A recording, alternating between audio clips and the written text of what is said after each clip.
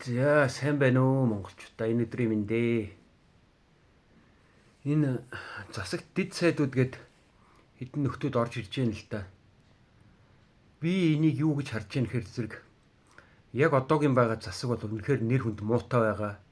Бензин цэснээс ахгуулаад ер нь бусад бүхэл асуудал дээр нэлээд нэр хүнд муутай байгаа олны дунд. Тэгээд дөрвтэй хийж байгаа ажилч үнэхээр нүдэнд бас харагдахгүй байна. Иргэд улмал доройтой байна. Иргэдийн дуу хоолой их одоо энэ тэнд янз бүрээр илэрхийлэгдэж гараад байна гэдэг чинь засаг юм хийхгүй байна л гэсэн илрэл шүү дээ. Тэгэхээр зэрэг засаг өөрийгөө хамгаалуулах багийг бүрдүүлж яана гэж харж байгаа. Дэд сайд нарыг гаргаж ирдэг нь.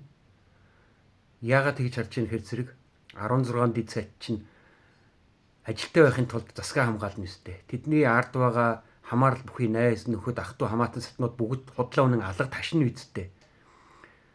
Тэгэхээр зэрэг ийм л ажил явагдаад байна гэж би харж байгаа. Дэд сайдтай нэг томилсон томилоогүйдээ бол нэг агуулга нь байхгүй байна гэж би харж байгаа.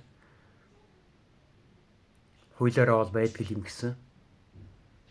Яагаад өдий хүртэл дэд сайдгүй байж чад өнөөдөр дэд сайдтай болцсон юм бэ? Бодоод үзэх хэрэгтэй. Ер нь бол энэ дэд сайд их хурлын гишүүн, сайд нар ард нь дандаа өөрийн гэсэн бүр босчихсон том бизнесүүдтэй хүмүүсүүд байгаа штэ. Энэ хүмүүсүүдийг болвол нэг нэгээр нь цөмж жагаад иргэд нэгдэж жагаад бүгдийн төрөөс бүгдийг авчиж хаях хэрэгтэй байгаа юм. Нэг их ч үлдээхгүйгээр шүү.